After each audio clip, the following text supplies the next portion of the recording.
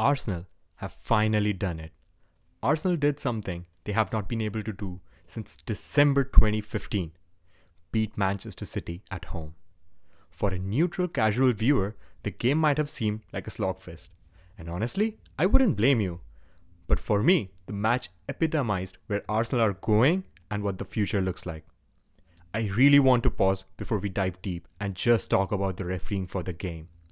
How the hell did City finish the game with 11 men on the pitch?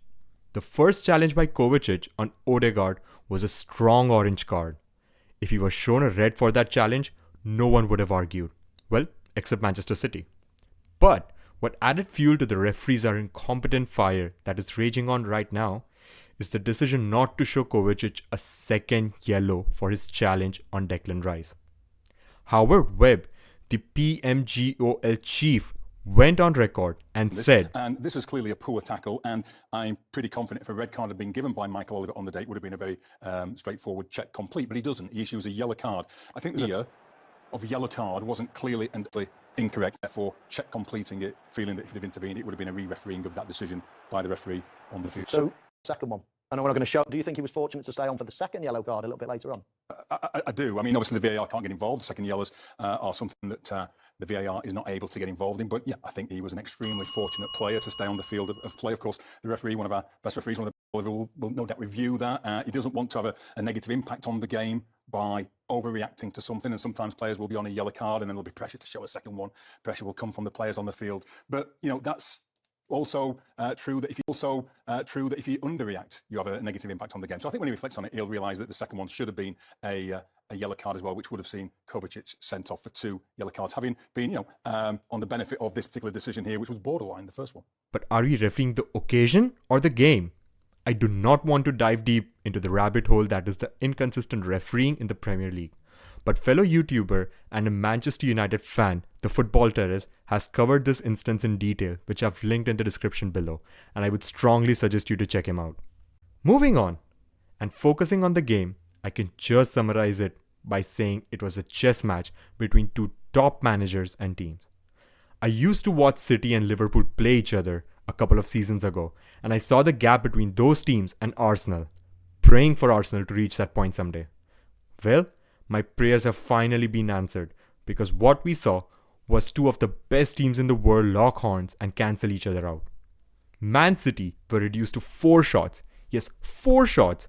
We are not talking about shots on target, but throughout the entirety of the game, Man City managed to muster mere 4 shots in the game. That's their lowest tally from Pep Guardiola's 274 Premier League matches as a manager. The last time they registered just 4 shots was back in 2010, also against Arsenal. Mikel Arteta had a plan, and boy did it work out.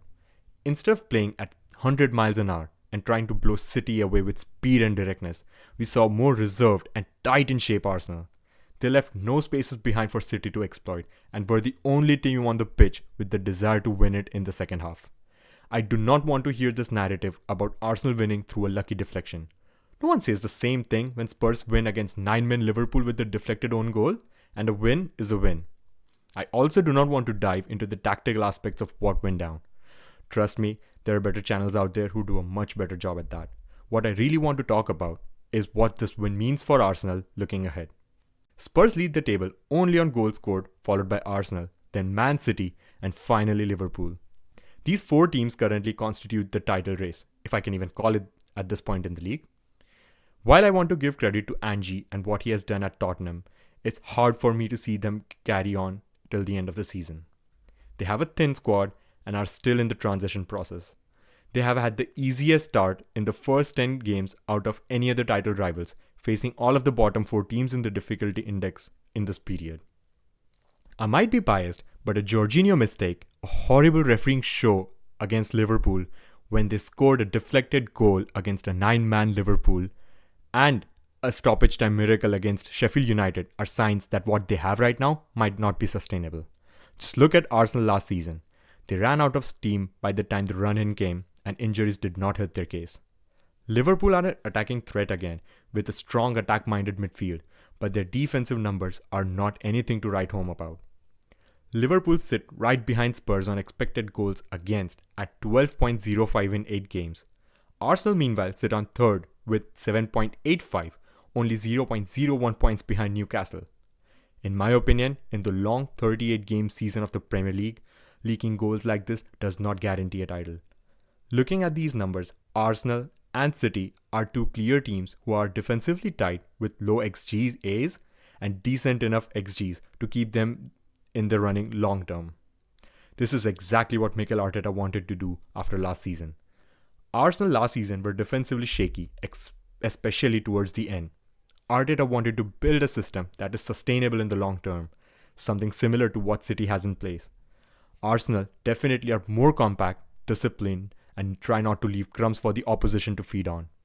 It is a long season and things can change, but for now, in my personal opinion, Arsenal and City, if they continue the levels right now and maybe find that extra gear somewhere that they haven't hit yet, are two clear title race favourites.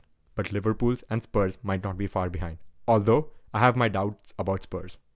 Let me know what you think in the comment section below, and if you like the content, please hit the like button and maybe even subscribe while you're here. Have a really boring international break ahead. Until next time, peace.